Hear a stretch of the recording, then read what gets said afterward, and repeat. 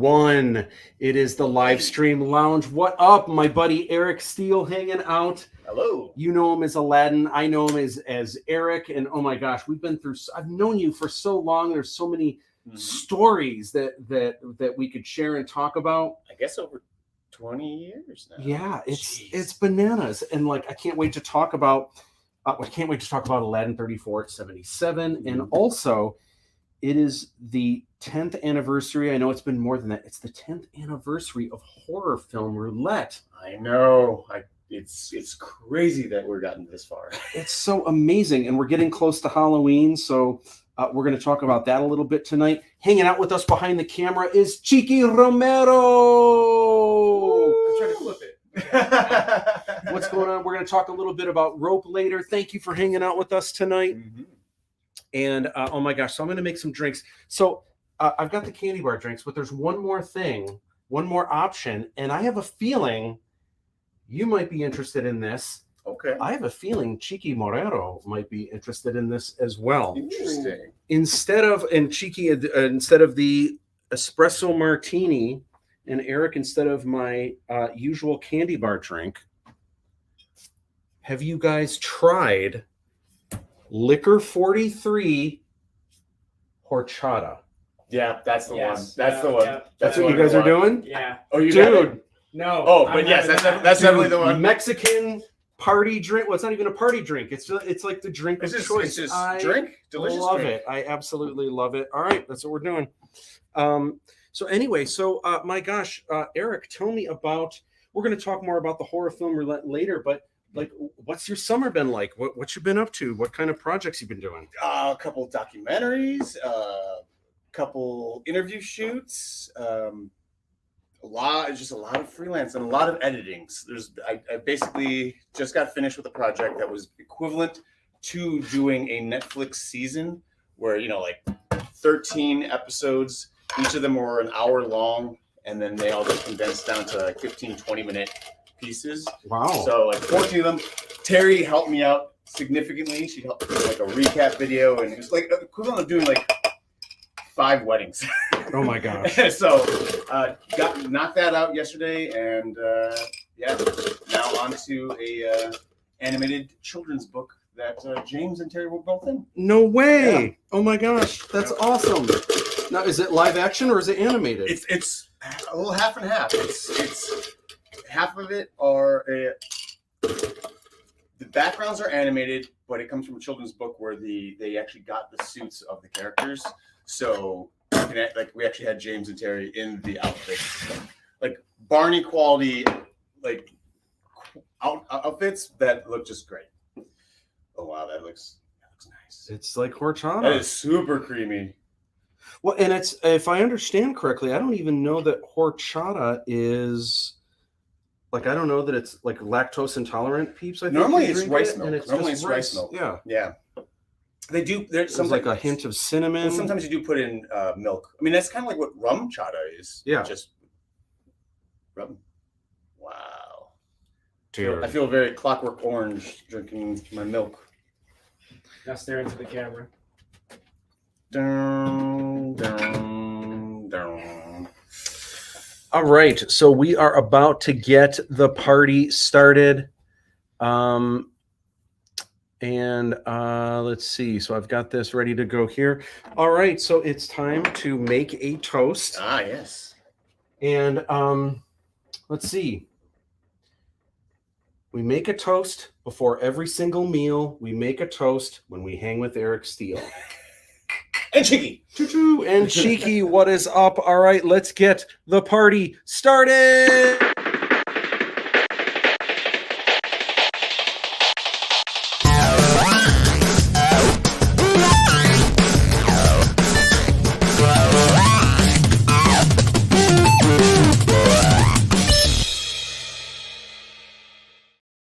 Yeah. That's what this tastes like. It's delicious. Actually, technical difficulty. Sorry.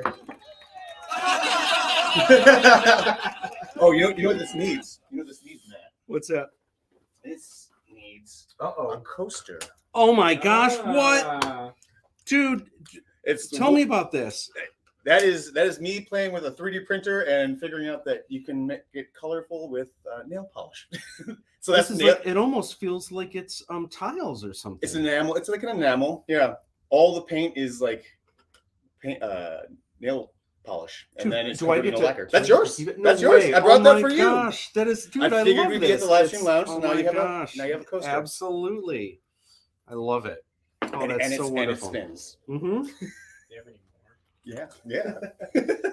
I That is printed a cool. bunch. It came down to how good the painting was going to be on each of them. Yeah. So they're handmade and machine made. Oh my gosh, so cool. All right, so we're gonna dive in, and let me just take care of some what do they call it? House cleaning? Take care of some No, housework. What do they say? Yeah, it's Not housekeeping. That's it. We Housekeeping. got it at the All right. same time. You guys are watching the live stream lounge. Thank you. Videos are uploaded probably about once a week on the Aladdin 3477 YouTube. We're actually going to finish the rest. We're going to film this week. We're going to film some tomorrow and some on Wednesday. Very cool. And draw this in your own style is always going on. Use the hashtags.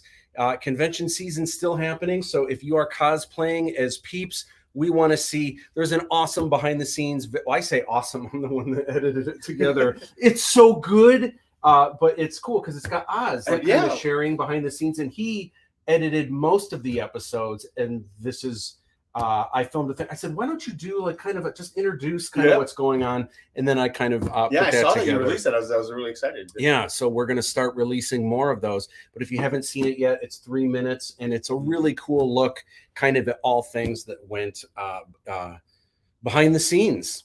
Also, I released a drawing form in Cast Shadow where you can see how I drew this from start to finish. And then just last week, classes started at Macomb Community College, and I gave a campus tour of every single building except for the new building, which all my classes, what's a new building? It's where we're going to be signing posters tomorrow. Cool. But the building isn't quite done yet. There's a couple rooms that aren't quite finished. So I wanted to wait a couple weeks because this is just a tour of the campus, but I'm really going to be diving deep into the new video production studio and all that stuff. But anyway, it's a really fun real-time tour, just kind of walking around, talking about some of the resources there. So if you were a student in the past, you may be interested in seeing what it's like now, or if you're a student now, there might be resources available to you that you didn't know about. Or if you're thinking about being a student there at some point, this is kind of a nice peek at just South Campus. All right, so now I wanted to talk real quick about Rope. It is a Kickstarter that was put together by Chiqui Morero. Chiqui, so tell us about this real quick.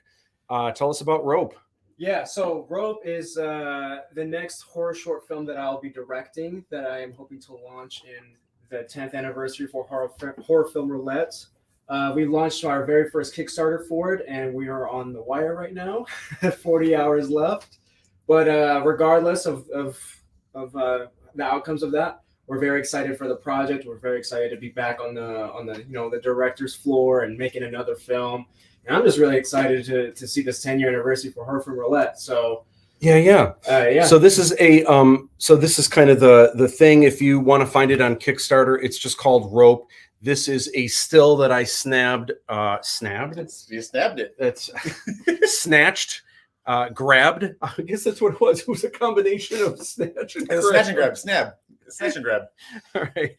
Anyway, this is one of the stills, and Alexis, obviously, she's an incredible actress, and you can see her in this, and you can see Chiqui talking about it. Now, there's only 40 hours left, and it's just under halfway. I've seen Kickstarters. Almost always they kind of shoot up towards the end anyway, so it's not impossible. But in the chance that it doesn't make it, Chiqui, you said that you're gonna rebrand and redo it or something like that, just in case. Yeah. So because it was my first Kickstarter, it was a very big learning experience for me. I didn't know exactly how much to put up, what exactly to do for the Kickstarter.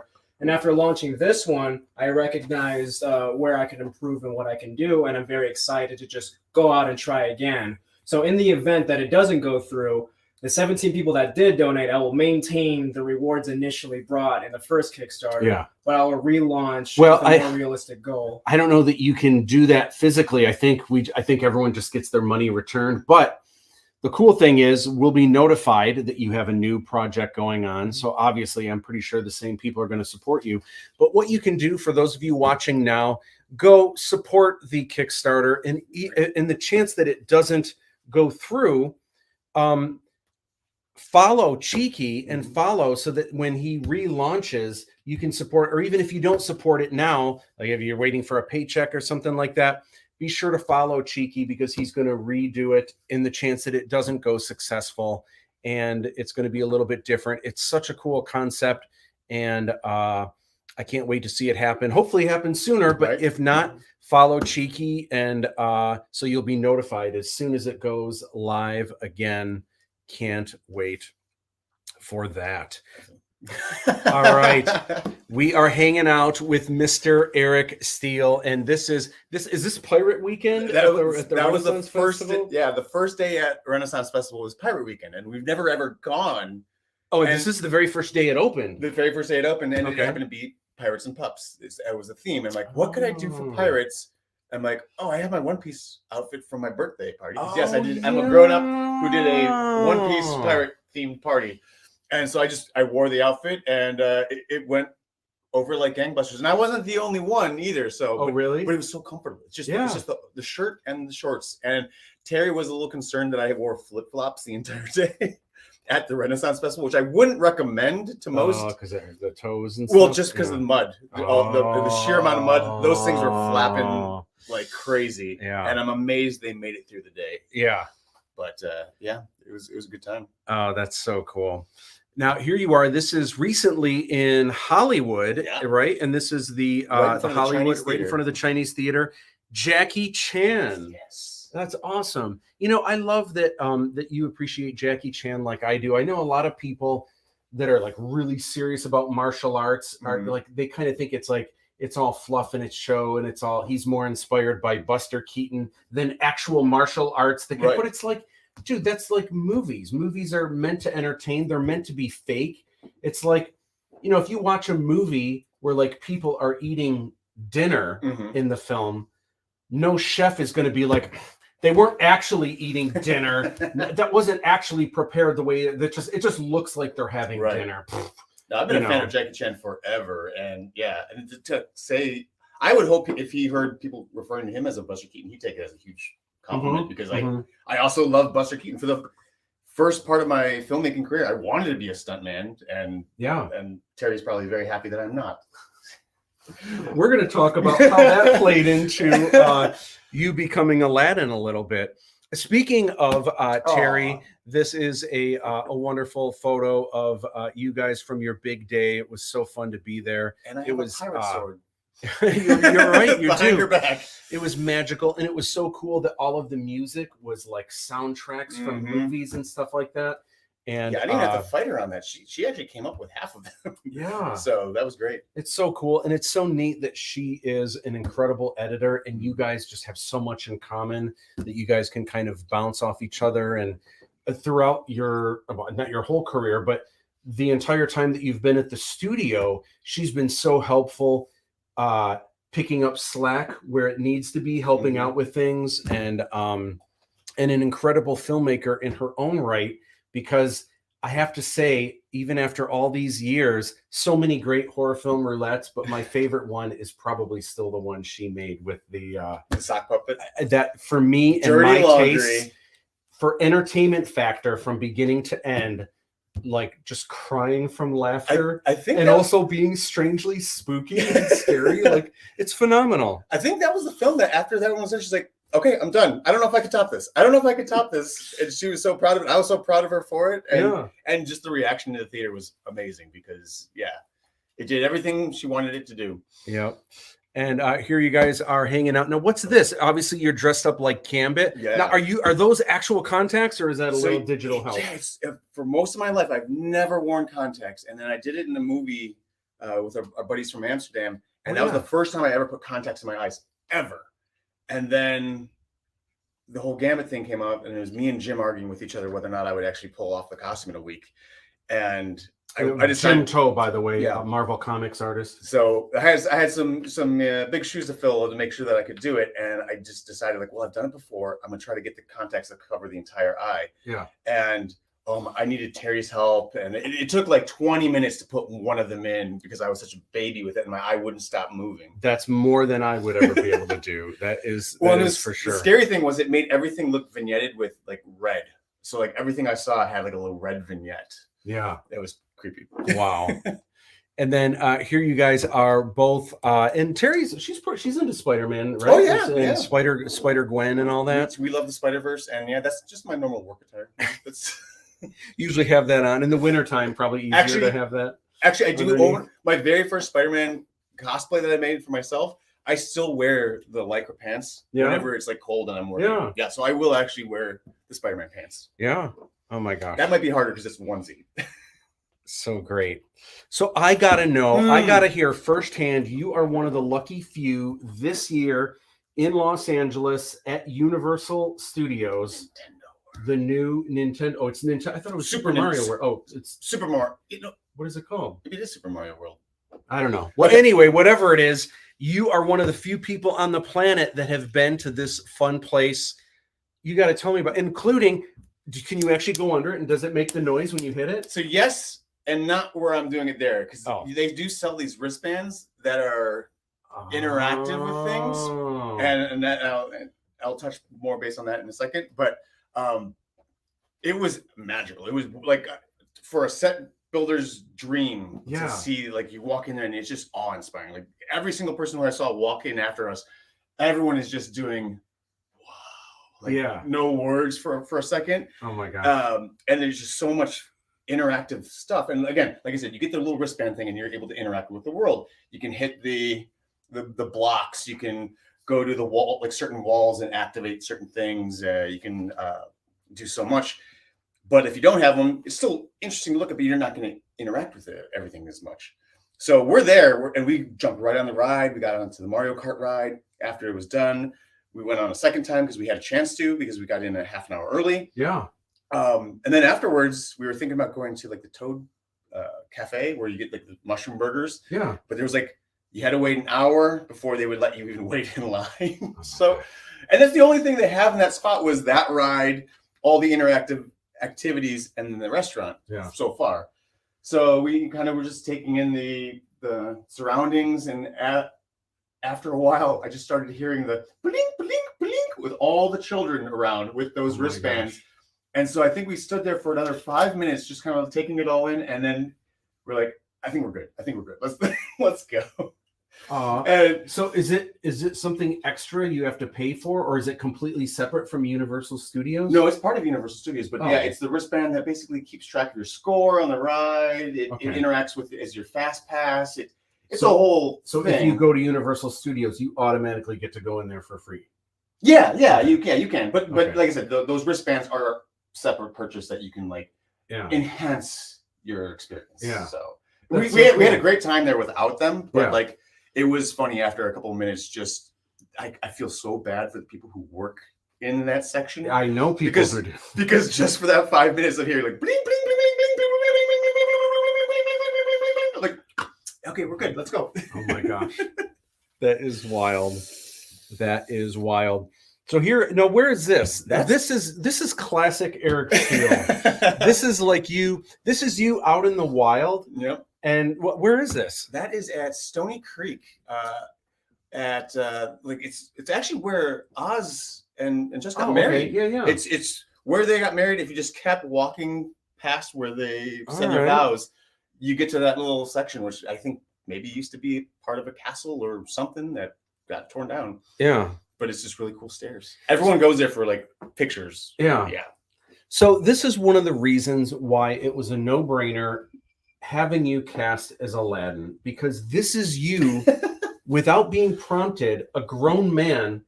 This is what Aladdin would be doing. Wait, what am I doing in You'd be- this? Well, you might be just on your phone, but just the Oh, I fact am on that, my like, phone. there was probably benches somewhere. There was probably other places to sit, but you're just Yeah. like, you're totally fine, just like perched up on this thing that Yep. like, It probably is. I mean, it looks very comfortable, but like In my Spider-Man pose. yeah, it's just you've got this childlike zero F's given kind of thing where you just you march to the beat of your own drum, and it's not a statement. You're not. It's not that you're looking for attention. You're just like, I'm just gonna sit down right here, and it's like it's great. I love that. So cool, and that's one of the reasons why. Speaking of Oz and Jess, I think that's probably at their wedding, right? Yeah, probably. I forgot. Because did they have lamps on the table, or maybe just on your table or our table or something like that? I think they did have lamps on every table. I don't know if I have that still. Sorry, Jess and I was at a feed. And is that the 8-ball one where you can like shake it and it's got the? I don't remember if they had that in there. Okay. Oh, I don't know. Anyway, all right. So I wanted to chat real quick about all things happening right now with Aladdin 3477. Yeah. Of course, there's the backer kit, and I'm a little bit behind, but the second swag box is almost ready to go. So I have kind of a funny story to share. There's only 2 more things I'm waiting for to come in. One of them is the Fidget patches. So I have a funny story about the Fidget patches. So I really like the ones that I did for Cast and Crew, which are sold out now. They're all, they're not even sold out. They're just, I guess there were a couple left over that I had on the website. They're all gone. They're all sold out.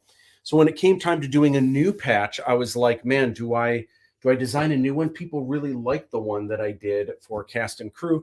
Plus, I already have the file for it. And I was going to reach out to the person / company that made these for me back, like, oh my gosh, 8 years ago now already, or 9 years ago, maybe. And because I'm like, people are just waiting for the, the second swag box, and because I'm already way over the funds and stuff, I'm like, if I can just use the original one, I'll save money. Gotcha. Contacted that person, not responding to emails. He's either moved on or he's not doing patches, or that company doesn't exist anymore. I don't know. Anyway, so I went to a company, another company that does patches, and I looked at their samples. Looks really good. So I got a quote for, and these are 5-inch patches, which are pretty big for a patch. And I wasn't telling people over and over, like, this is a 5-inch patch, but it did mention somewhere in the fine print that it's a 5-inch patch. Well, they gave me the quote, and I went to a couple places, and the places that I went with, they gave me their quote for 5 inches. And it was like quite a bit. I'm like, oh my gosh, what would it be if it was only 4 inches, just out of curiosity? And it was a lot less expensive. And I was like, man, and part of it's 2 things. Like, I want to kind of save money. And also the 5 inches, I mean, some people would say bigger is better, but like, because it's 5 inches, you can't put it on a hat. That's true. It's too big to put like on a pocket of like a jean jacket, You can put it in somewhere else on a jean jacket. But I was like, I was trying to find all these reasons why. Can I just go with the 4 inches? Will anyone know? Will anyone even care? So, funny story. So Cheeky's laughing. What is it? What's so funny about the inches? I said it's all about how you use it. Right. Oh my gosh. Well, and it's where you put it, right? And where you put it. Stick it. Yeah. Yeah. So anyway, these patches. So I went with the 4-inch, paid for it, and I'm like, man, I hope no one's like, I supported your Kickstarter. You said it was going to be 5 inches. This one's only 4 inches, right? And I kind of felt like sheepish about it. Like, oh man, what did I do? Like, I hope no one's upset. But it was significantly, less expensive, and I've already overspent way over the money that came in. So anyway, they contacted me last week, and they said, hey, just want to let you know they're done. We're sending them out. They said, we've got some bad news. We know that you said 4 inches, but we saw on the schematics that you gave us, someone at the factory, they saw 5 inches. So they made them all 5 inches. Whoa. Hope that's okay. So sorry about that. Is that okay? Is that cool with you? And I was like, I wanted the 4. That's fine. That's fine. That's cool. That's totally cool. And I was like, yes. All right. So guess what?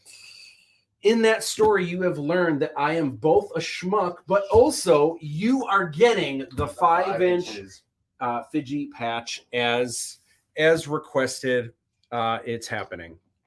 And I'm waiting for the bandanas. Ooh, is that Have the you design? seen these yet? Yeah, no, I saw. So this is the design, and it's cool because there's like hundreds of little, like there's the sky sail, and there's like the Taj Mahal, and there's the lamp of wisdom, and there's like Romos and all these cool shapes. There's 4 different languages that say Aladdin 3477, the Djinn of Wisdom. It's Cantonese, which is China, Hong Kong, Hindi, which is India, Khmer, which is Cambodia, and then did I say Hindi, which is India? Yep. Oh, and Thailand, which is Thai. Wow. Oh, whoops, I flipped that. That's Thai, that's India. So just waiting for those to come in.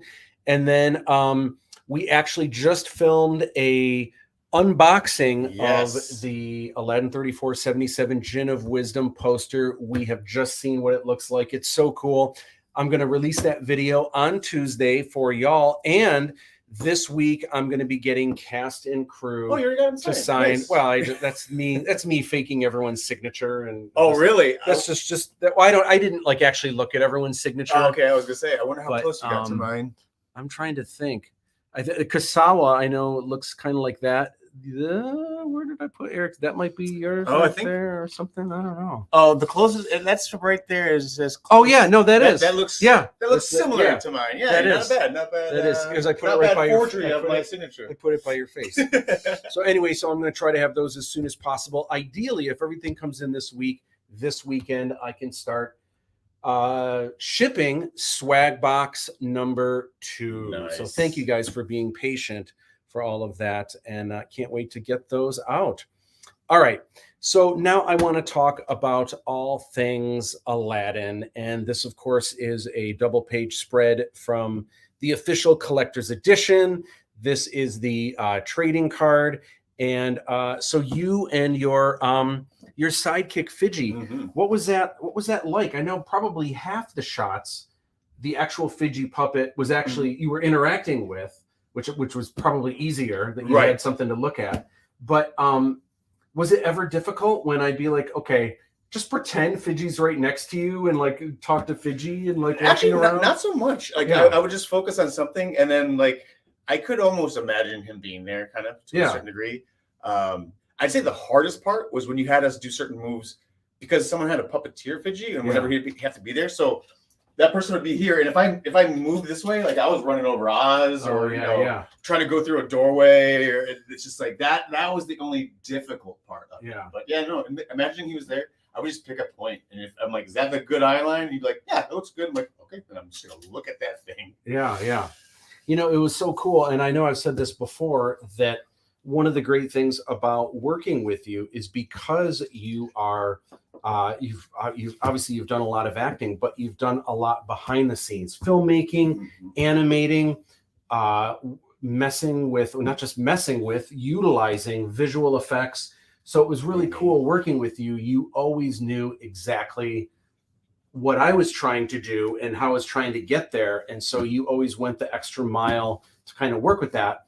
And I say this every time too, it was really cool because there were also times where we would have technical difficulties. Oh, yeah. And you would be dressed up like Aladdin. You'd be sitting on the sky sail, like on a phone. We'd be all huddled over the camera or something like, I don't know. I don't understand. Why is this doing this? And occasionally you'd kind of set your phone down. You'd walk over and you'd say, hey, you know, the second menu to the left, I think if you click on that, there's a drop down. You want to turn that thing off and you should be good to go. So they would do it, and they'd be like, "Wow, thanks, Aladdin." Like, you know, so I'll give you a chance to see if there's something you figured out. Yeah, no, it was fantastic.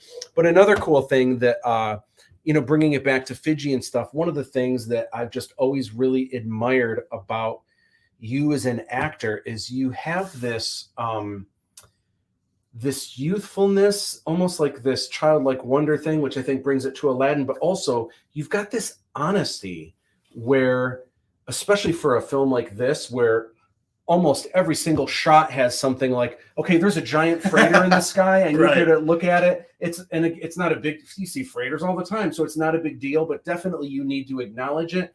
And you always had this honesty about it where I always believe you. I always, you've got this, I don't know, it's this thing. It's like this boyish charm, but like you sell it, and you're so natural with I it. guess it's me trying to convince myself, like, oh, that is a thing. And then, like, I will literally believe it myself. Yeah. I even remember, I don't know if you remember that. I've probably brought this up to you before, but it's probably been a long time. I remember Tom Savage made a horror film. Oh, that yes. you were in a long time ago. And I remember every time you were on screen, this is before you were a student of mine before that, but I remember every time I saw you on screen, I just like, you really stood out, not as overacting or like larger than life, but I just believed you. There was a moment even where you walked up to a car, you had keys that you were like flipping around or something, and they flew out of your hand and you just picked them up. And I know it sounds stupid. You just picked them up and then you unlocked the door to get in the car. Why is that a big deal? Or like, why is that acting?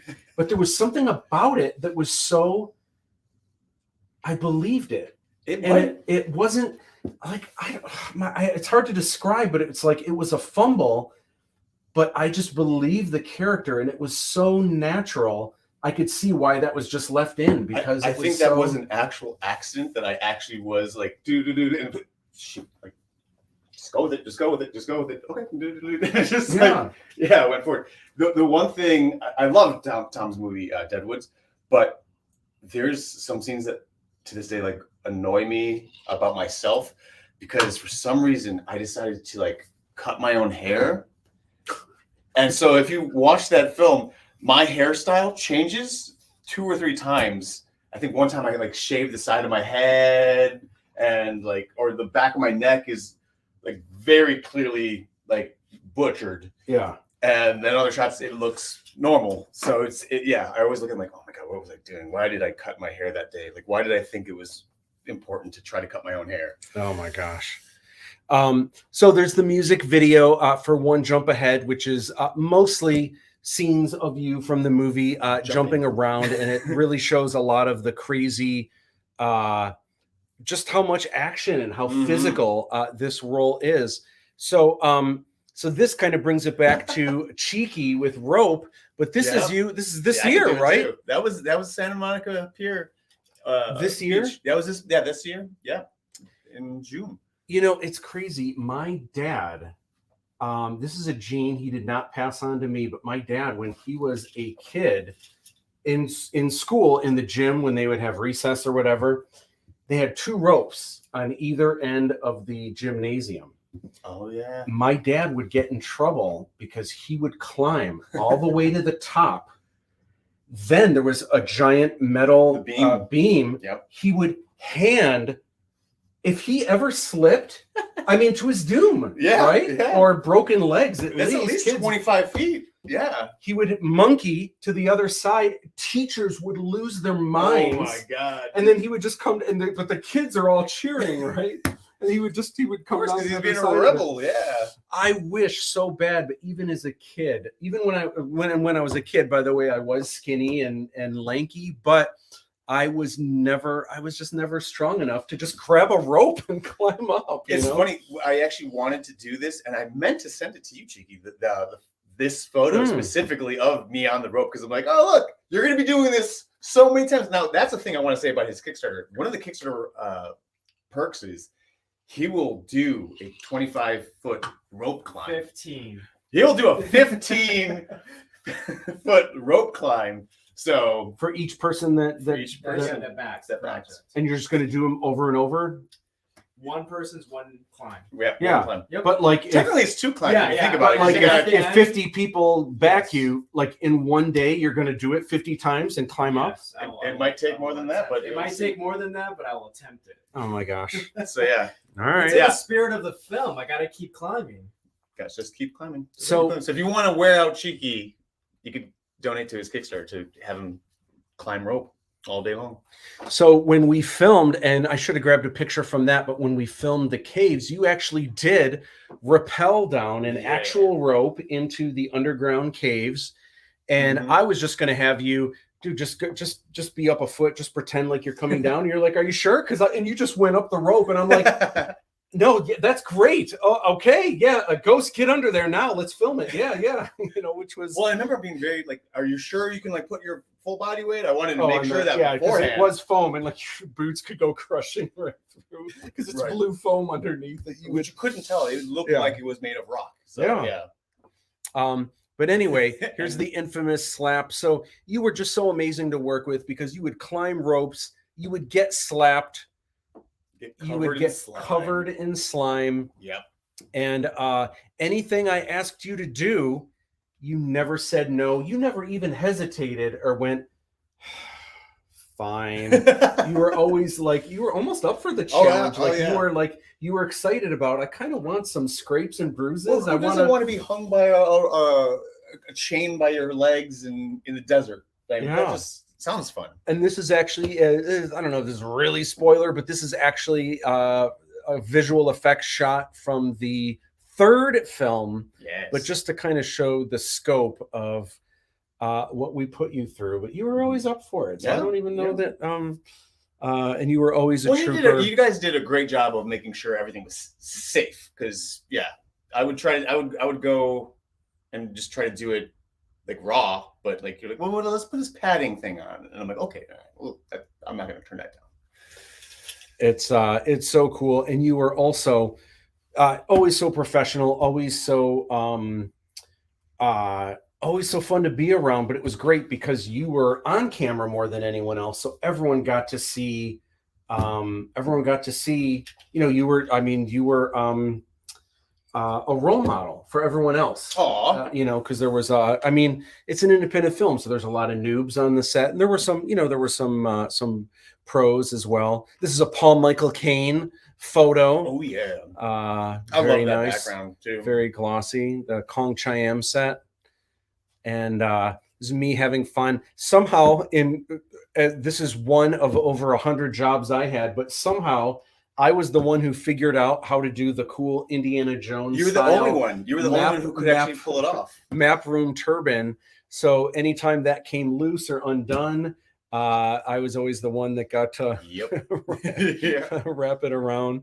And then the very first Draw This in Your Style had all kinds of cool artwork of you. What was it like seeing some of that stuff? That was crazy because I would get notifications on my phone, and like we'd be out somewhere, like, oh my god, and like I'd be like, Terry, look at this, and like it was just So this is Nick Garlock, and I forgot the name of this artist, but I love it. It's like this is almost like Fairly Odd Parents, a little bit, Danny kind of Phantom Rick or something, as well. Yeah, it's got a very cartoony vibe, which I love. And then of course Dave Santia. That's so cool. So I just grabbed a couple of these. There was a lot, and just so cool. And then you have got your own minifig.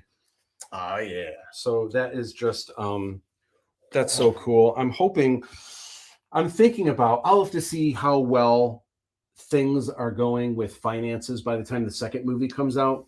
Because I'm so jelly. I want like a minifig, and I'm kind of thinking, gosh, what if there was a minifig of my cameo character from the second movie? Because that'd be kind of cool, right? Because cool. Just because I'm the director, like maybe people would want that. Maybe that's at the bottom of my list. But if by then, if the movies, if there's a large enough audience and if there's enough funds coming in. Well, and did you tell the story about? I think you did about the other minifigs. Yeah. The version 1. So there's another version of this minifig that's slightly different. There are rarest of them all. Thousands of them, and they were all apprehended by the, oh my gosh, what is it called? The U.S.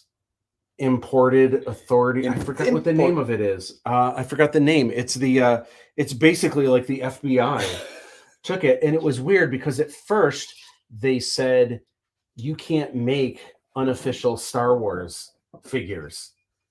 And I was like, what? And they're like, yeah, you can't make fake like Han Solo. And I guess just because of the vest or whatever.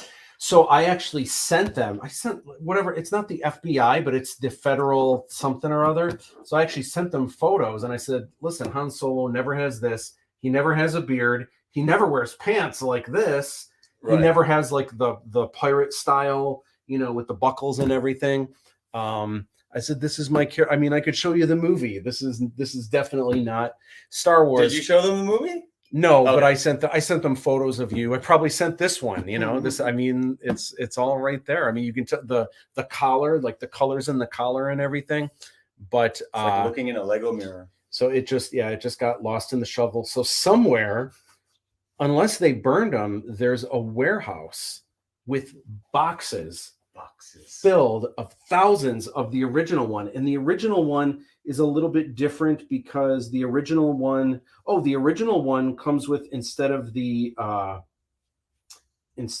light, the tracking light, I think it actually comes with a lamp of wisdom. Oh. But then I realized, wait, I'm going to make a Gin of Wisdom figure anyway. I might as well, like, why would there be two lamps of wisdom? Lamps, yeah. So I did the tracking light with the new one, and then there was more.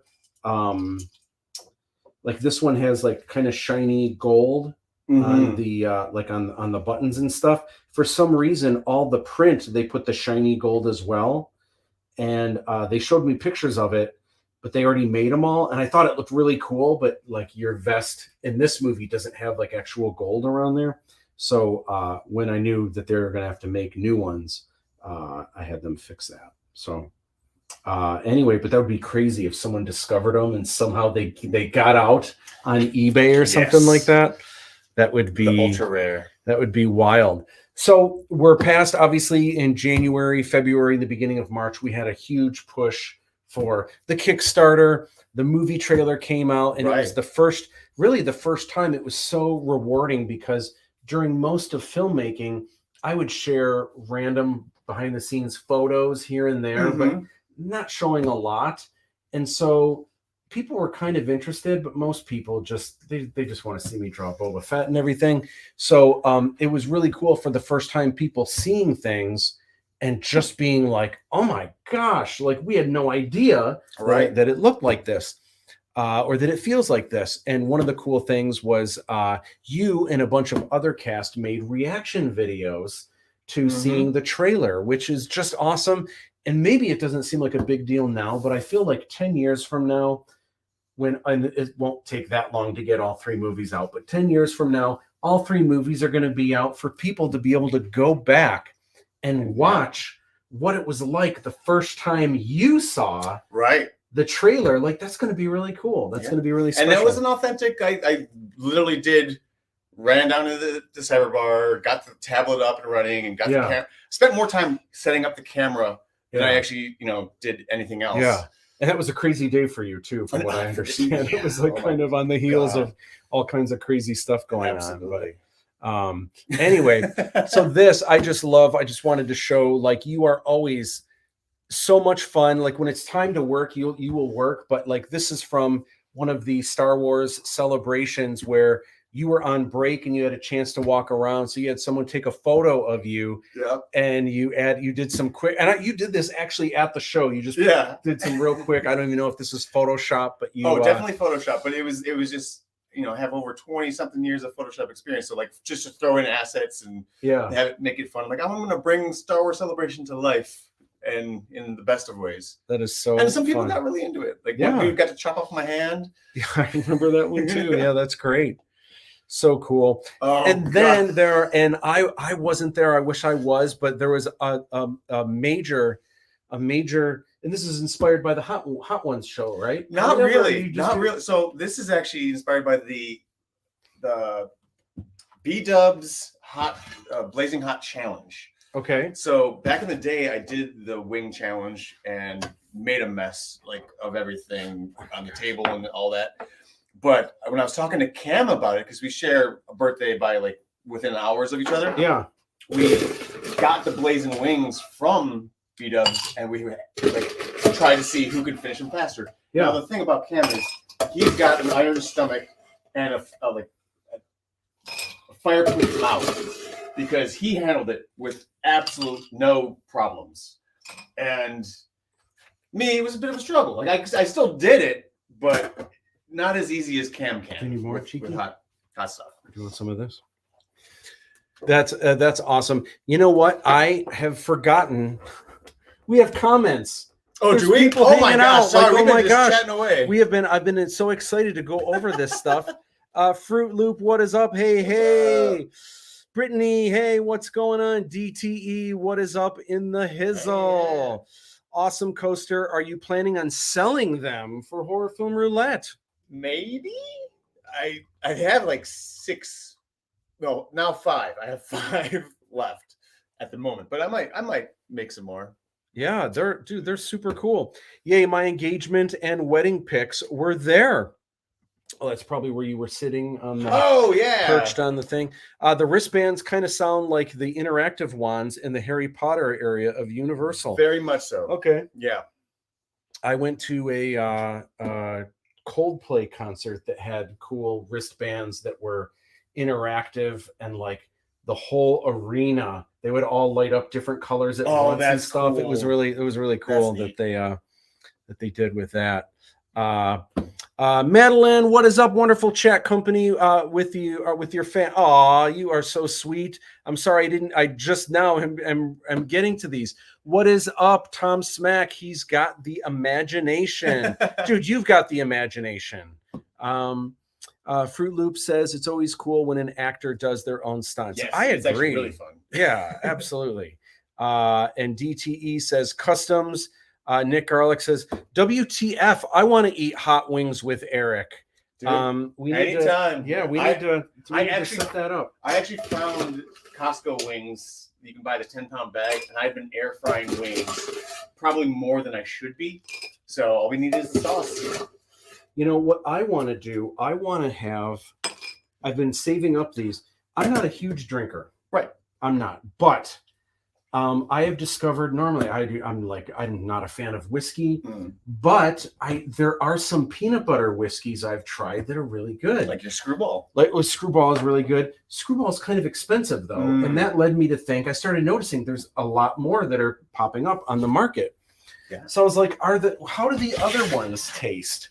And because a lot of them are cheaper than Screwball, so I'm just curious. So far, I've only tried 2 other kinds. One of them is delicious, even better than Screwball. Whoa. And another one is awful. I never want to have it again. So, like this, I want to have you, probably Cam, probably James.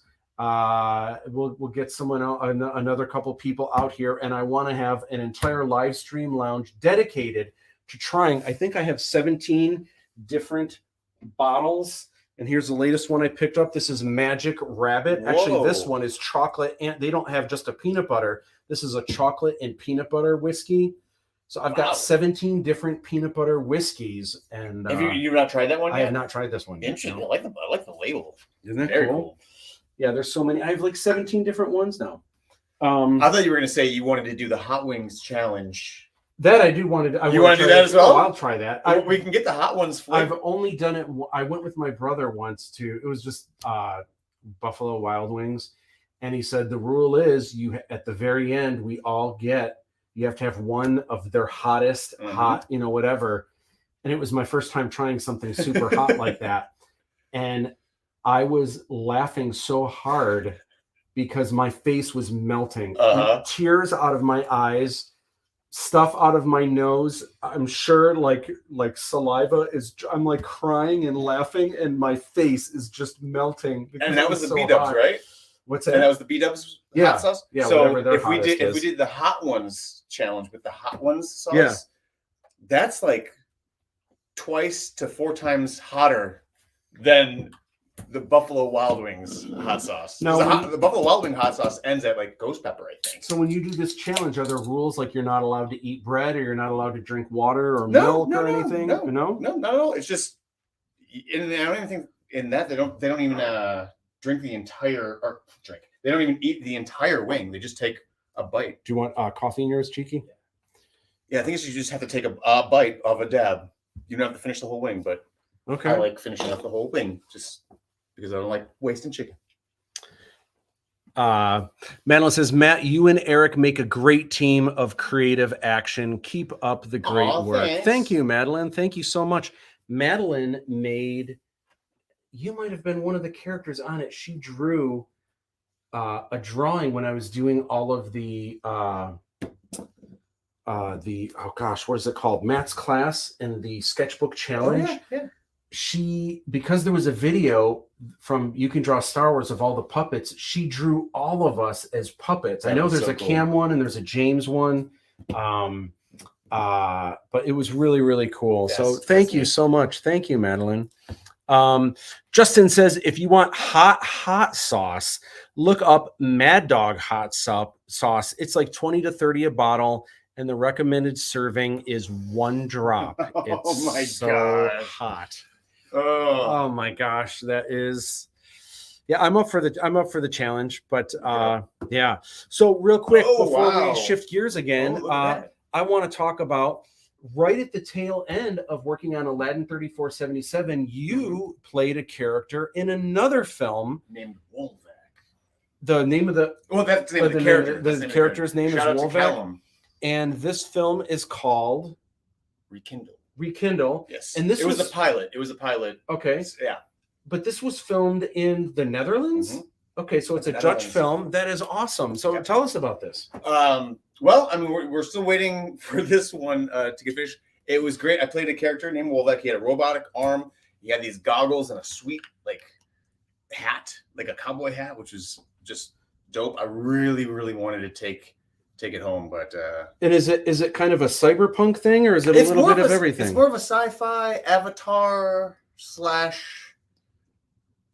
I guess a little bit like Avatar: Last Airbender kind of thing. There's people who can use fire as like a weapon and or defense. Yeah, and there's a lot of sci-fi characters. There is very much a Yoda-esque character in there that is fully puppeteered, which was really awesome.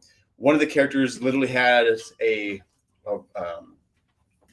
monitor for a head that they actually got to actually have to put out code, and they could still see through it, and it would also transmit emojis and facial moments. Didn't work all the time, but when it did, it was very impressive. The fact that the monitor would actually turn on. There's actually a point where we're playing video games on it. It was great. But yeah, it was a good 2-week shoot, and I was down there when Endgame had just been released, so we actually got to see it in the Netherlands, in Amsterdam, in their theater, and that was so amazing. It had subtitles and everything, but it was in English. Yeah. But just that entire audience, not an American audience, just losing their mind along with everyone at the same beats, because we're just all fans of that kind of film. Yeah. Oh, that is so fun. Oh, you guys get to choose. We've got mocha glazed donut, peanut butter cup, cookie dough, butter toffee, hazelnut, and salted caramel. I'm going to try the peanut butter cup because you started talking about that peanut butter whiskey. Peanut butter and chocolate. Cheeky, what are you thinking? Salted caramel. Yeah. Wait, there's salted caramel? Yeah. Oh, how did I? No, I didn't. The very last one. You just heard peanut butter cup and you stopped there. I did stop there. No, I love salted caramel. So yeah. Me too. Salted caramel. Is there a difference between caramel and caramel? I don't think so. Isn't there an A though? Isn't it caramel as opposed to caramel? Caramel. I think it's just the way you say it. It's just the emphasis on the syllables. One is pretentious and the other one isn't. All right, so hold on. But you got to mix. Otherwise, you're just getting the salted caramel, which is probably pretty good. What did you say? That's what I wanted. It was strong. Oh, that's funny. That's great. All right, so we are going to shift gears once again. I wanted to chat about. I love that this is like a little magic wand. Well, I just got them because they were stars, but then as soon as I got them and started stirring, I'm like, oh my gosh, these are like princess. Yeah, they're Princess Matt's magic wand for drinks. It's great. But it mixes pretty good. All right. And super cheap on Amazon. All right. Cheers. Salted caramel. Salud. Rock and roll.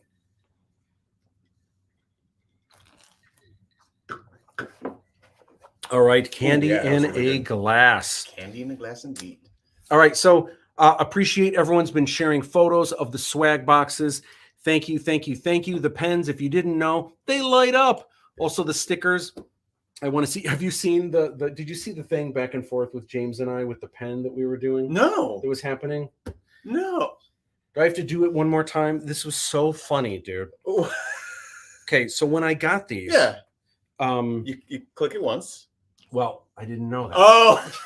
So it was an unboxing. Yeah. And I said, "Oh my gosh, I'm so excited! Are you guys ready for this?" And I turned it on, and nothing. And I was like, "Oh no!" I'm like, "This one doesn't work." And James was like, "Well, let me try." So he grabs it, he turns it off, and he turns it on, and it lights up. And I'm like, "How did you do that?" And he's like, "I don't know." So I turned it off, and I like turn it on again. This went back and forth for 45 minutes, and James is going like that, and I'm like, "What did you do?" And he's like, "I think I kind of just flicked it." So I would take it, and I would just go like, and it wasn't. This went back and forth until finally, and I think he realized before I did, but then finally I was like, "Oh my gosh," on purpose, which is cool because sometimes you don't want it to light up. You don't want to waste the battery. Well, and you want to know how I figured it out? How's that? When I took out the thing, I'm like, "Oh, sweet." Oh, wait. Okay, it only goes every, and that's like just because I was clicking it so much and I was only seeing it turn on a couple times, like, Well, I've seen some people do unboxings where they're pulling everything out, like, oh, enamel pin, and then they pull this out, and they're like, oh, pen, and then you know what I mean? It's like it lights up, yeah. So they won't know, and the first time they use it, it won't be a big deal until the second time it'll like, freak them out, and they'll get all scared. Oh God! So anyway, so there's that. I want to see where you guys are putting your stickers. The shirts are going fast. Every single shirt. If you go on the Aladdin 3477 pre-sale store, every single shirt is sold out of at least 2 of the 6 sizes. The one that is sold out the most, Battle Action Aladdin, is sold out the most. So the only size we have left is small. If you want medium, too bad. If you want large, too bad. If you want extra large, double X or triple X, they are all gone. The only thing left is smalls. But this is great because there's going to be more shirts in the future. But the cool thing about these shirts is if you have one of these, like, it's one of a kind. It's one of a kind, but like you're in on the beginning. Like anyone that sees you wearing any of these shirts, they'll know you were part of the Aladdin 3477 family before anyone else, and you're a true fan, right? So super cool. Again, this is the link. If you look up just Aladdin 3477 backer kit, you'll find it right away, but that's the link you want to go to. Madeline says the drawing portrait of you and your puppet friends was from your pre-visualization class. Yeah, that was so awesome, Madeline. So cool. I'm really going to be ready to illustrate. Absolutely. You are so dedicated, and that's just awesome. Also in the pre-sale store is the official collector's edition, which I'm really excited about. There was something I wanted to talk about this tonight, and I'm trying to think what that was. Something that was going to be fun to talk about. And now I can't remember what it was. I should have written it down. I have a question. Okay, so I have a question for everyone that is watching right now. I'm just curious, just a general question. So this week I am getting movie posters signed by cast and crew. Also, I'm getting 8x10s signed by cast and crew. I was thinking having them just for the future. This wouldn't be anything I'd be getting out now, but in the future, I was thinking about having, I don't know, maybe 10 or 12, getting 10 or 12 of the official collector's editions signed by cast and crew. Now, keep in mind, this is going to be an upwards of like over 35 people. Right. Lots of people that have played characters or helped work behind the scenes. So my question is, where would be a good place to have these signatures? Now, when you open up the very front cover, the inside cover has a cool, like, light texture. You could sign there, but I don't know if the Sharpies would bleed through and you'd see some of that on the cover. I'm not sure if it would, because it's a pretty thick cover and it's got the gloss on it. Also, on the very first page opposite the inside cover, there's just the logo at the top. It's like a black page. It's a logo at the top and it's like a credit block at the bottom. So there is a pretty big area that people could sign there if they had like gold or silver pens. Yeah. I'm just curious what you guys think, if you're a fan, or even if you weren't a fan of Aladdin 3477, if you, let's say you're a Marvel fan and there's a new Avengers movie and you had everyone that worked on the movie, the director, all of the actors, people that worked behind the scenes, if they were to sign this book and you were to have it in your possession, where would you want the signatures? Would you want people to, as much as possible, sign the cover and then the cover is just a of signatures covering it? Would you want it on the inside cover, the front page, or That texture page is a pretty good idea. what about just going through the book and just each character can pick a page? Like you could pick the Aladdin page and that's the page you sign. And maybe James, who plays the bounty hunter, but he's also in there as the noodle master. He could pick one or the other and he could sign that page. And that way, when you're going through the book, here's his signature here. And maybe on a page that shows Oz behind the, there's Oz's signature. And, you know, that could be cool. You know what I mean? Would it be cool if you had something? Because I know not everyone watching is necessarily obsessed with Aladdin 3477 right now. But if this was Avengers or if this was Star Wars, how would you want your book signed? What would be the ultimate collectible that you would just be like, look at this? What do you guys think? I'm curious. Leave it in the comments below. Leave us some comments here. Fruit Loop says, I say the gold and silver pens on the black page would be so cool. That would be neat. That would be neat. Cool. I don't know if there's enough. If there's going to be 30 plus people, Yeah, I mean, maybe they could do it. But Sharpies and even those gold pens, sometimes they bleed a little bit, and so they're a little bit thick. Like on a movie poster that's 24 by 36, you can get hundreds of signatures. True. But on a magazine, sometimes I don't know if they would all fit there. Gosh, decisions. We're gonna have to figure that out soon. But anyway, I'm just so thrilled with this book. There is a commentary video that you guys can check out that talks about how I put the book together. Yeah, how you made it. That was cool. Fruit Loop says, what about metallic gel pens? Yes. I actually have some of those, but even those are kind of like, you can't make the signatures small. If there's 36, I wish I had a copy of the book right here, but because there is the logo at the top and there's a credit block, and then there's a nice little space of just black, and you could get probably a good number of signatures.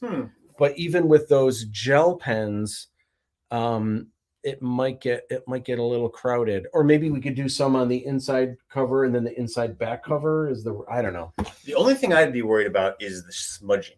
Oh yeah, because once you do it, and then you'd have to leave it open. Yeah, you have to leave it open, and also if someone's left-handed, like Terry's left-handed, her hand would be right on top of the. Oh, true. The full audiobook is coming soon. Awesome. And also that'll be with visuals for you to check out. Anyway, if you guys have ideas for where to sign stuff, let us know in the comments. But I want to start talking about the horror film roulette. Eric, what is this amazing thing? Tell us about it. So, horror film roulette is a film competition / festival. Oh, it looks so great with his all dripping. It is a film festival where you make a 5-minute horror film in a random genre that you spin a wheel to decide what genre you get. Does the wheel look like? Oh, does it look like you and Josh Tobby? Does the wheel look like this? It does. So at the moment, down there may be a surprise this year. Yeah, we'll get to that. We're going to talk about that. But yes, that was the original wheel that's gone through 2 different variations, but it is got the sci-fi, monster, slasher, zombie, supernatural, and thriller as the genres.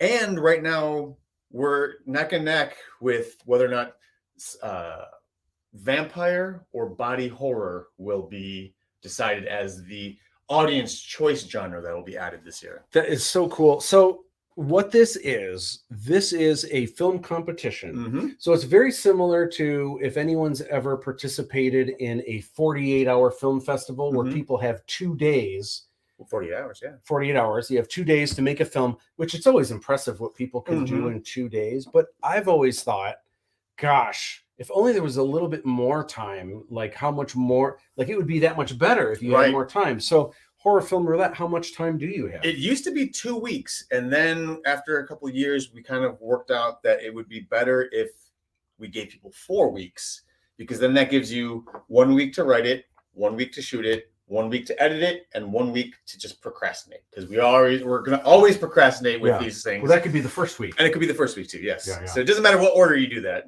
I mean, but rounding up a team, and once you write it, you've got to, there's so much to figure out. And I just feel like and it shows, because the quality of films that people make is awesome. And I'm trying to make it less stressful too. And the whole reason for the genres in general, it was just to kind of help narrow a focus.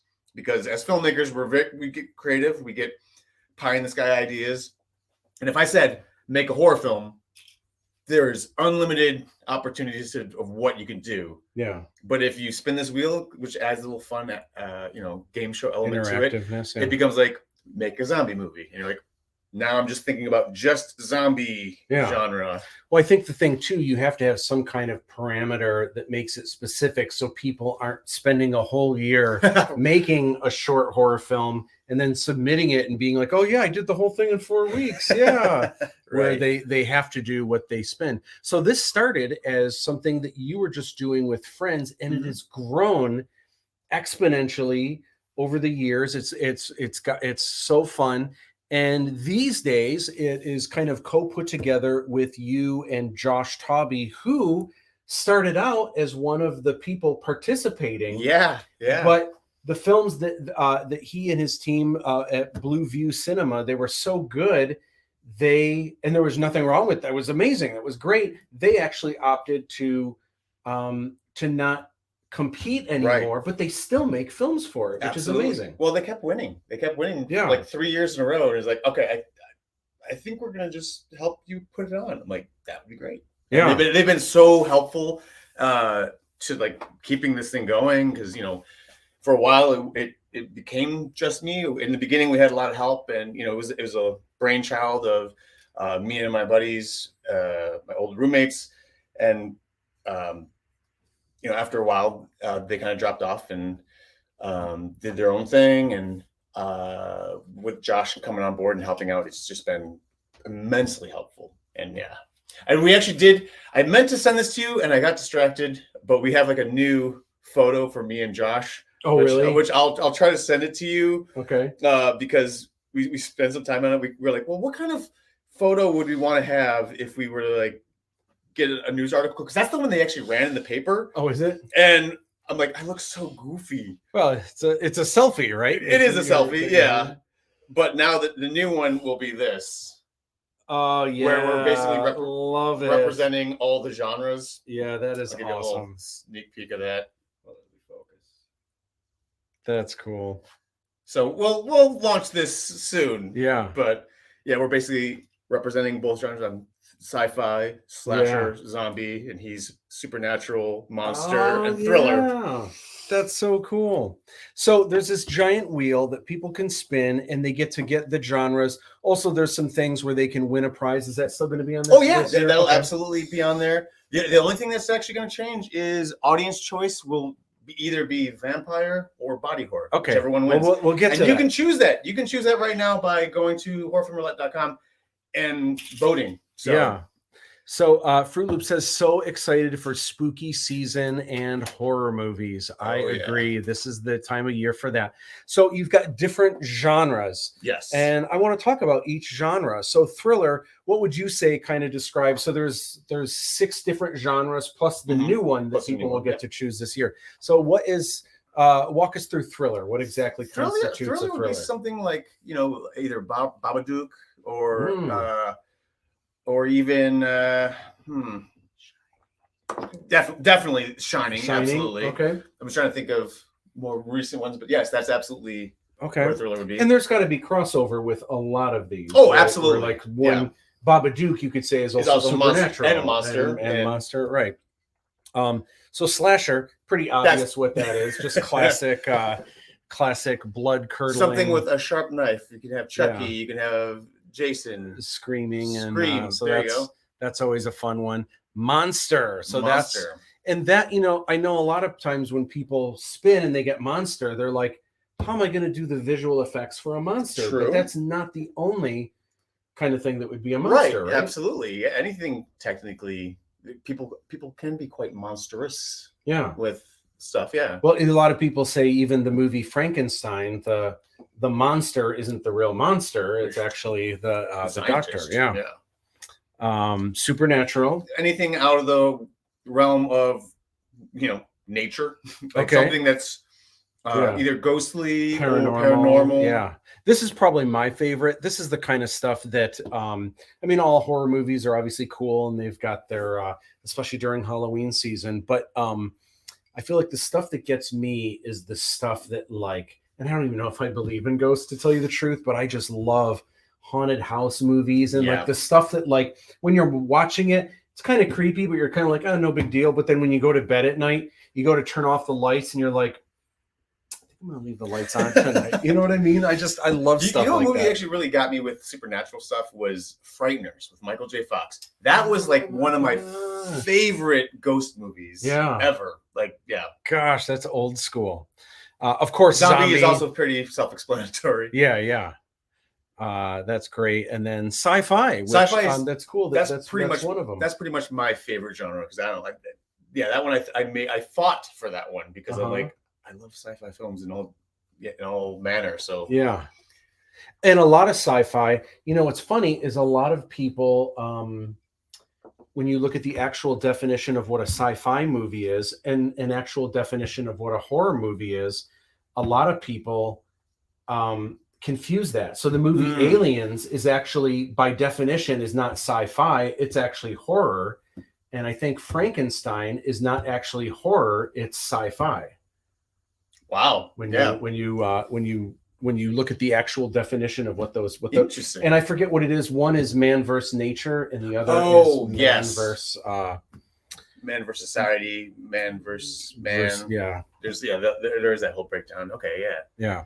All right, so these are the 6 that have always been around. They've been the staple: thriller, slasher, monster, supernatural, zombie, and sci-fi. There is going to be a new one, and you guys, they still get to vote, right? Absolutely. I think we're going to do it up until the actual kickoff. Okay. September 10th. And so that's when you're going to announce it on September 10th. So the 2 new ones that people can right now, you can go to horrorfilmroulette.com and you can vote for vampire or body horror. I know which I already voted, and I voted for body horror. Oh, did you? Just because vampires are cool, but I just if I feel like if I'm going to see a horror movie, I want to be freaked out. I want to be scared. I want to be like, oh my God. And vampires are cool, but I feel like vampires to me sway more the side of cool. Fair. Than actually scary. Where body horror. Have you seen like What We Do in the Shadows? Yeah, well, and see that. But see, that's funny. Of course. Yeah. And which is cool too. Absolutely. But body like horror. The Fly or like anything Cronenberg. The thing, yeah, and there's a lot of like Japanese horror that gets into that, absolutely. Which is cool.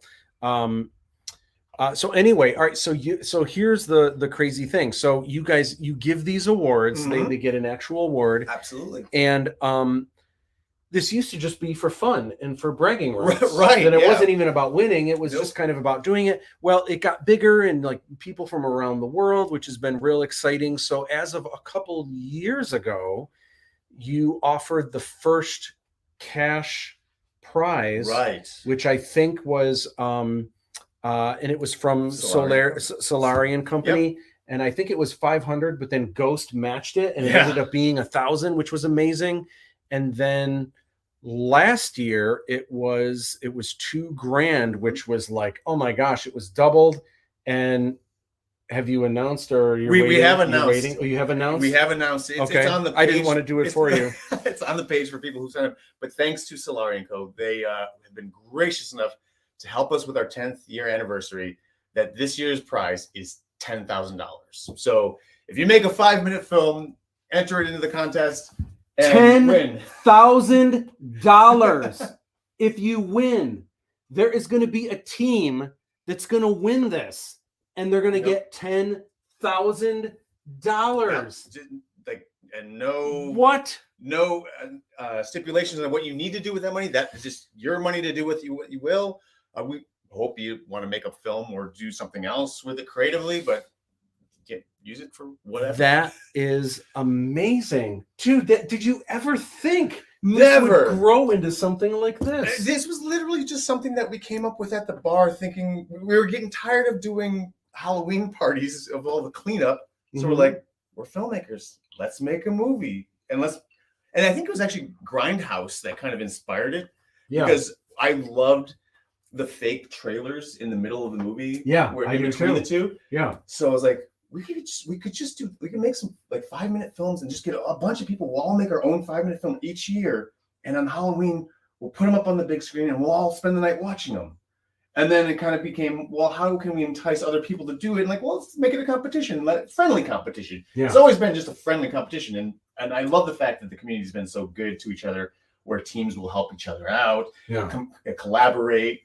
So it's just in good fun in terms of just trying to embrace spooky season. Yeah, that is really, really cool. That is just just awesome. I was so like, I'm not going to announce this until you say it's okay. Like, are you sure it's okay? Are you sure? Are you sure? Are you sure? Yeah. And they're like, you can announce it. I'm like, are you sure? That is so cool. And it's also so cool to see that like people from other countries have submitted. I mean, it's mostly a local Detroit thing, but it's growing, and people from all over the US, and we got Manolo from Mexico. I know, like that is so cool. And then people are submitting animation as well, which is that is cray. That is so cool.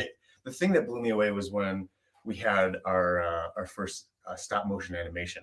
That, oh my God, she blew me away, because like I think that was back in the days of 2 weeks to make the film. Yeah, and she was able to pull off a full it was maybe 2.5 minutes, 3 minutes stop motion animation. Yeah, and I could not believe that she had done so much in such a little amount of time. Yeah, that is just amazing. So last year, you guys had an exclusive poster that was illustrated by the incredible Jim Toe, who does a lot of licensed work for artist. Jim Toe does a lot of work. Licensed him to draw horror film roulette stuff. So yeah, and he Marvel Comics, obviously. Can we even say the book he's working on yet? That he's working on now?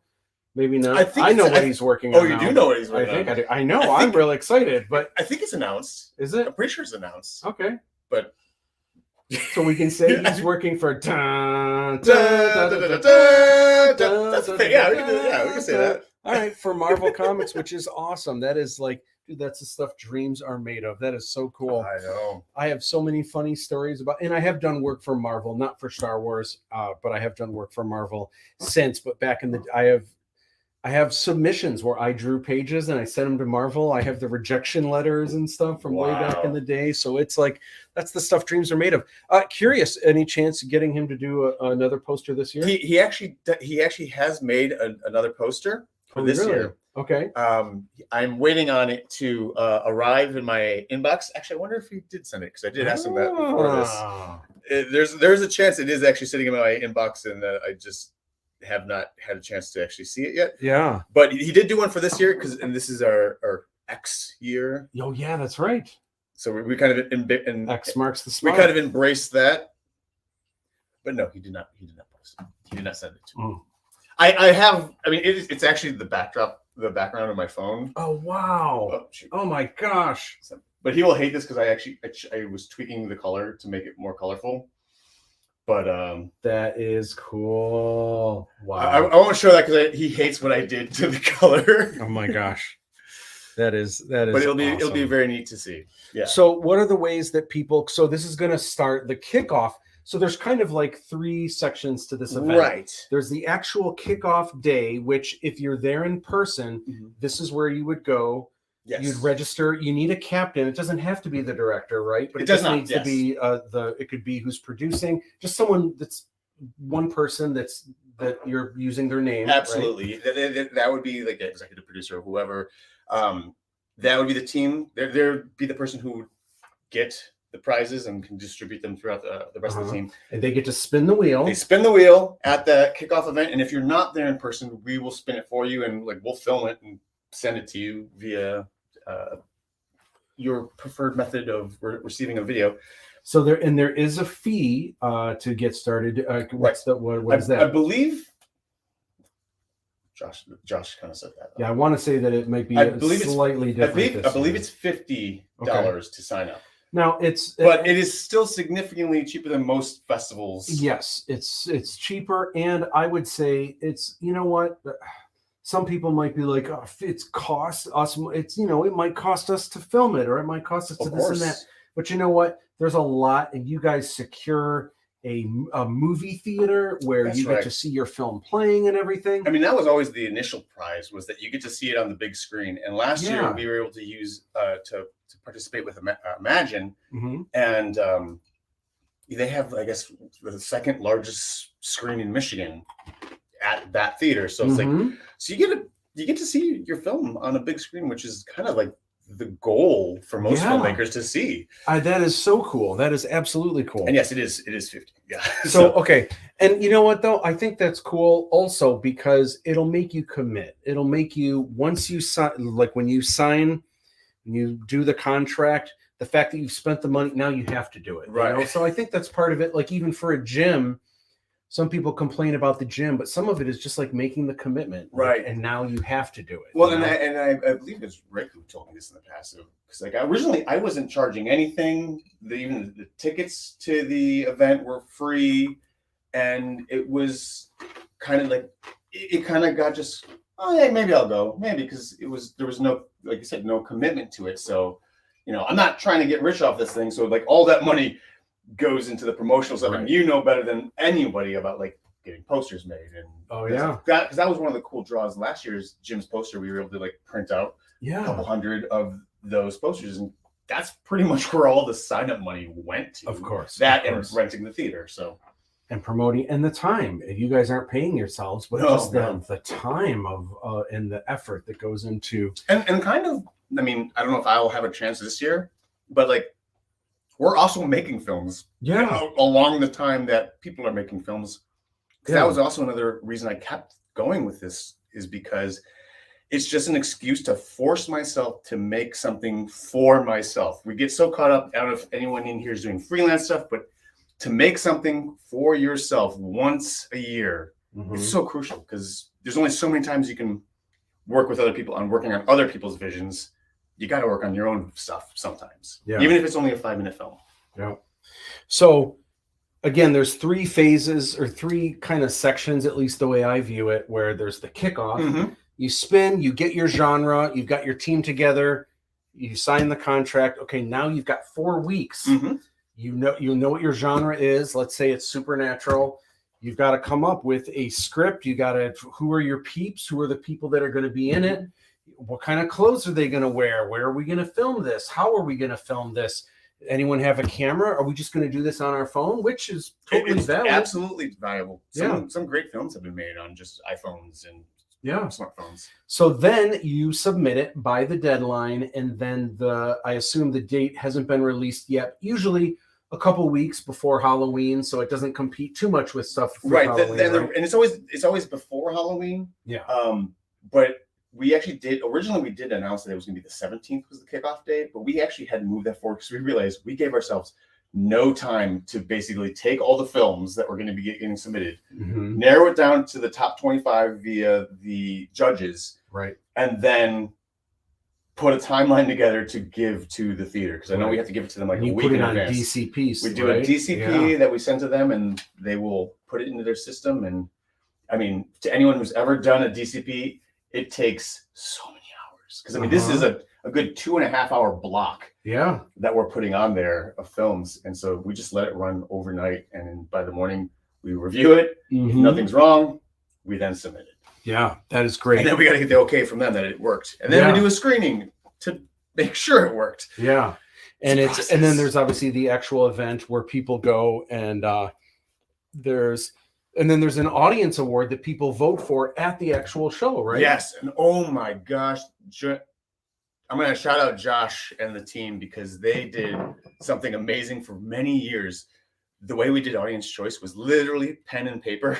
Yeah. And, you know, when all the films are done, we would then show like our films that could like fill time while we went out in the lobby and we took down all these pens and papers and we're like, all right, I got so much for this, so much for this, so much for this. And then we're counting them up of which film won. And gosh. Josh and the team at Blueview, they made this app in the website that allows you to vote for the film via the QR code off the screen.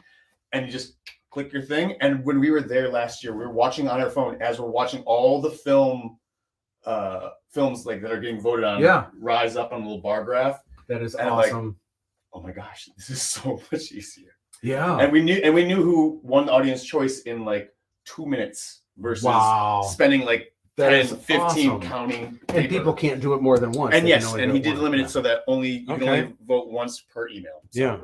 So following Horror Film Roulette, if people want to get up to date on everything going on, first of all, it's September 10th. And where do they go? We're going to announce the location.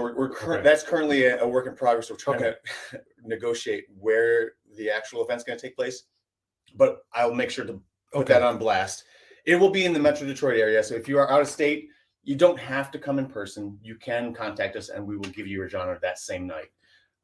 But which you'll send it through. But if you do show up, I'm going to try to make it worth everyone's while. Like the wheel does have prizes and like other ways to just have a good time. It's also a great way to network with people. Right. And that's one of the exciting things is there are a lot of people in the Metro Detroit area today that are partners and have businesses and have become professionals in the industry. Some of them maybe already were, but people have kind of networked from the Horror Film Roulette, which is so cool. You know, that makes they're me like so lifelong friends and stuff. That makes me so proud that has happened with a lot of the community. And then just seeing some of the people take the films and take them into other festivals, I'm just like, I'm so proud that they're so proud of their films that it just continues on like spreading their love of art. Yeah.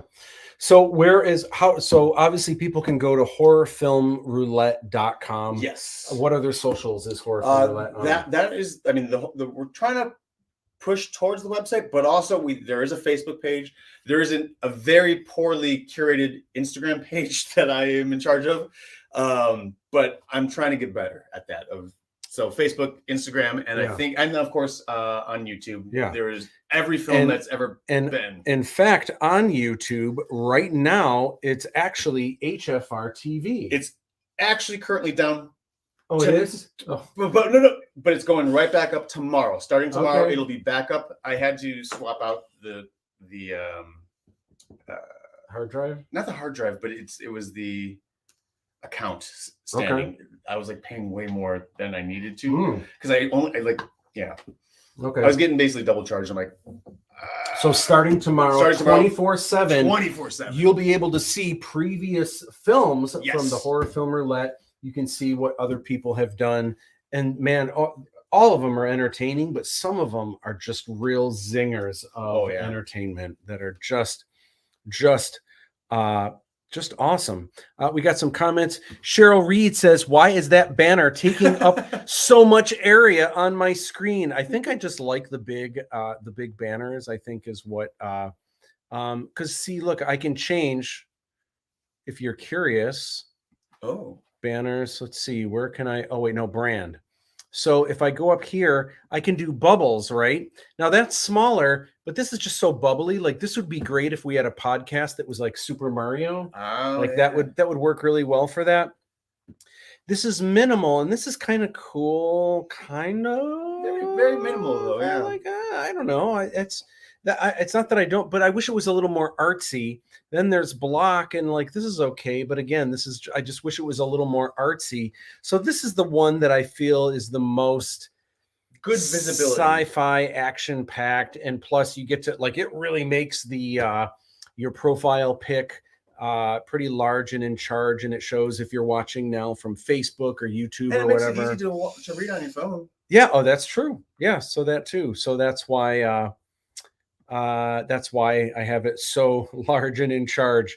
Oh, I see you two talking in a tiny frame on the side. Oh, I got you. Oh, so gotcha. Yeah. So the reason why is because, I can have us chatting like this, but as we're talking about things, as we're talking about the different genres, I feel like you can hear us saying what we're saying, but this way you can see, like if we're talking about HFR TV, no one really knows what we're talking about, right? True. But if I do, whoops. But if you do, If I add this to stream, if I do this, now you know exactly Yes. what HFR TV is. I am too, Fruit Loop. Yes, I'm so excited about all the fun stuff now. The neck and neck. So here's what's up, neck and body. and I don't know if it's still this way, but last I saw on the Facebook page for Horror Film Roulette, again, you get to choose, you get to vote body horror and vampire, and last I checked, what? It is exactly 50-50.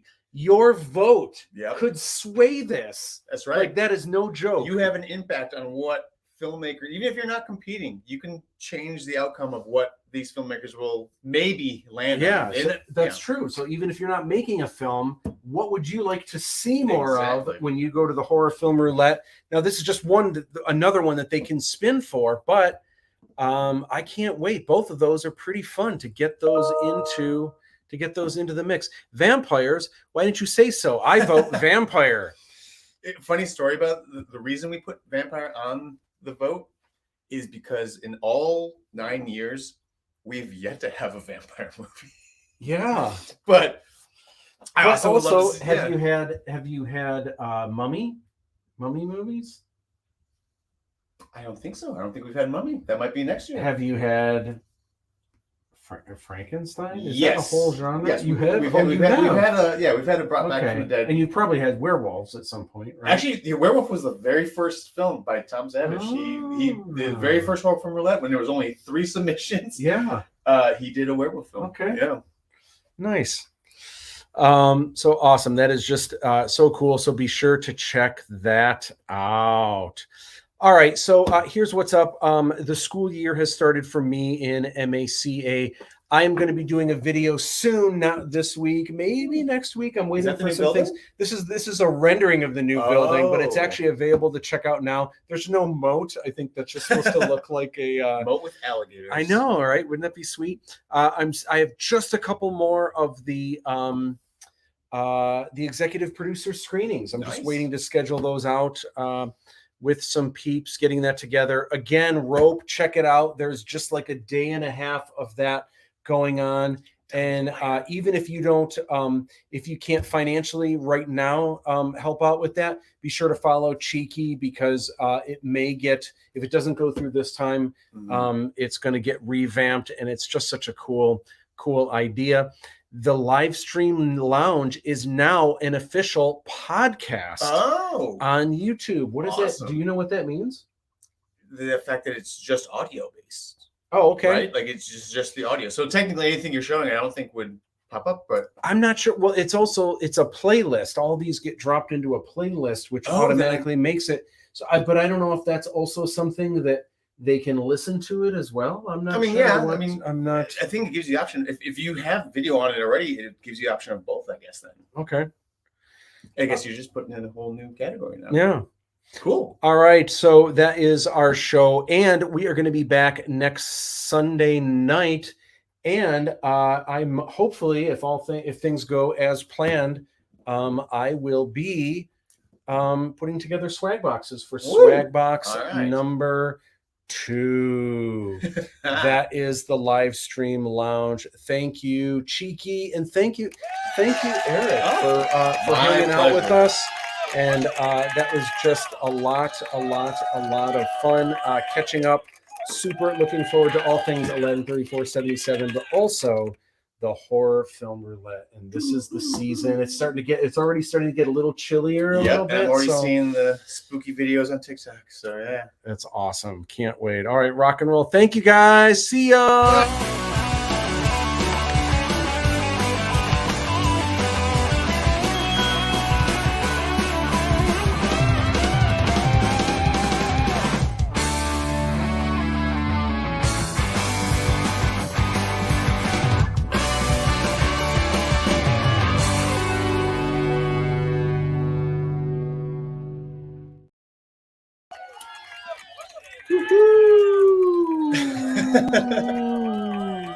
Oh, whoops! I gotta put this You gotta again. actually- Oh my gosh! It didn't do it. Hold on.